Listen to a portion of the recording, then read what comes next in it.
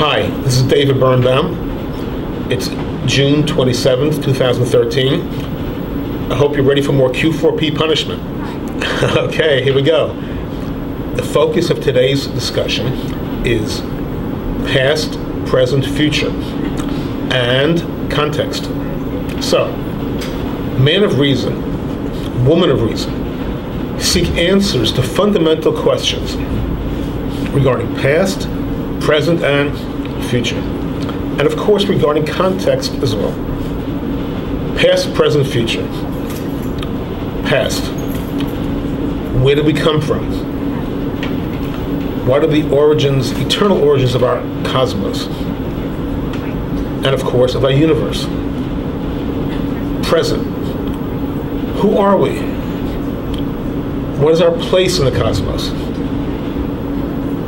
What is our purpose? How does our level of consciousness fit into the overall scheme of things? And then future. Is there a teleology, meaning a purpose, an end goal for ourselves, for our lives, for our civilization, for our cosmos? These are big, big questions, and we're going to answer them. And finally, the wraparound context. Is there a unifying dynamic to the entire cosmic order? We think big, we ask big questions.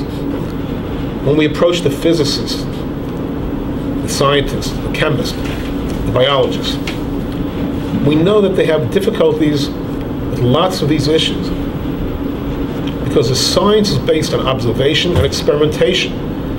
And there's a limit to how fast and how far they can go, even though they're moving very fast with extraordinary brilliance and indeed often genius. It is still not at the point where hard science can answer with conviction almost any of these fundamental questions. At the other end of the spectrum is religion, which seeks to answer all of them and does often put down its position on all these issues.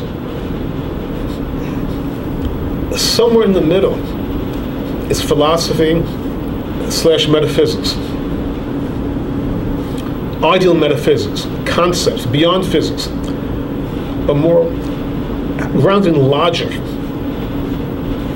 and deductive reasoning as opposed to religious dogma. Even though on a personal level, I do embrace a religious approach myself. That's a personal matter. We're dealing on a grander level. On a grander level, I need a lean, mean matrix to deal with these issues. It's a guide to my life, and it's a guide to my children's lives. And hopefully, it does not contradict the religious theology that I embrace in my personal life, which again, is not the issue here.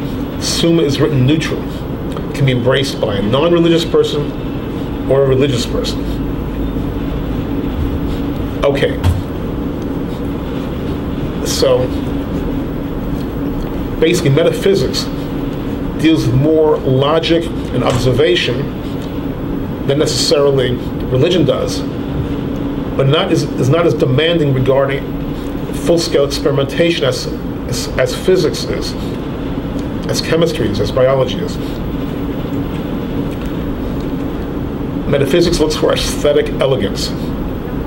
It should resonate well.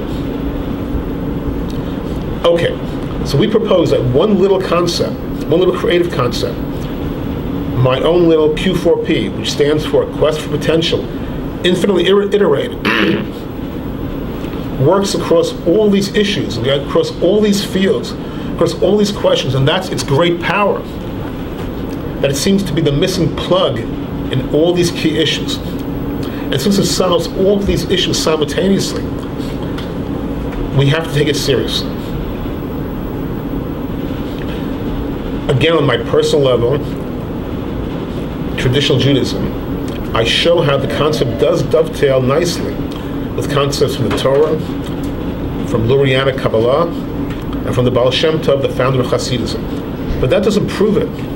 It just means that it works well, and if anything, it elevates the authenticity, from my perspective, of the Torah, etc. So how does my quest for potential work with the subjects at hand? Past, present, future, and context. Here's the rough schematic of my core proposition. Quest for potential is the eternal cosmic dynamic, by definition. Potential possibility, the same theme, by definition, always existed. That is self-evident, and that is crucial that it is self-evident. Once it is self-evident, we can try to deploy it across the gamut of issues, because we do not have another eternal concept to play with. We're down to one. There's no other concept which we can say with certitude beyond potential/possibility as having always existed. So moving right along, quest for potential ignites the equations, and the equations then ignite the cosmos. And over the millennia, different expressions of potential have manifested. So for instance, in the zone 65 million to 248 million years ago, the dinosaurs may have been the maximum optimum potential which the cosmic order could craft for our planet at that point in time. In the present, at our planet, at this point in time, presumably humans, with all their flaws, are the optimal potential expression of the cosmic drive, meaning that you and I are hopefully the corporeal embodiment, the optimal cosmic potential. So we better make good use of this situation. And our purpose on an individual level is to play out our own individual potential within the constraints of our own talent, individual talent basket, and our environment, and at the same time minimally infringing on the potential of other entities. So the quest for potential has three basic nested components. They nest within each other. The first is survival. The second is playing out and optimizing the various array of potentialities one is blessed with within our particular context, and iterated periodically.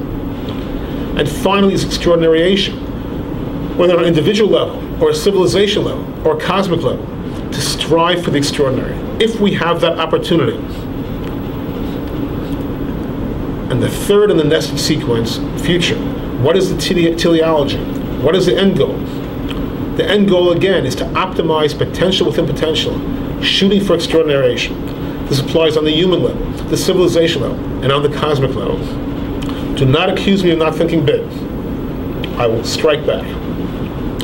Finally, context. What is the all-embracing, unifying concept? You know the answer, and you know my answer, my proposition. To me, the concept works. It's a simple, single, solitary, eternal concept, the only eternal concept. It is simple, but it is complex. It's exactly in the Goldilocks zone. Simple but complex. Not too simple and not too complex. Simple but flexible, and supple enough to handle the key fundamental issues that we all face. In future tapes, we delve into different aspects of this, different ramifications. But in conclusion for this tape, we respect science, we respect religion, we respect academic philosophy. But there's a big aching need for a paradigm, a matrix, which works, which can, so to speak, deliver the goods, actually deliver the goods in an intelligent, elegant, convincing manner across the gamut of issues. A construct which takes us beyond the boundaries of areas which are testable for science, and concepts which have cogency and logic and intellectual elegance, meaning classic metaphysics, a science which has disappeared for several hundred years, and concepts not held hostage to the authenticity and veracity of the progenitors of the respective religions, no matter how much we venerate them. We need a matrix which works independently of religion. This is the past, present, and future presentation. Thank you for your graciousness. We'll see you soon. FYI, the master site is philosophy1000.com.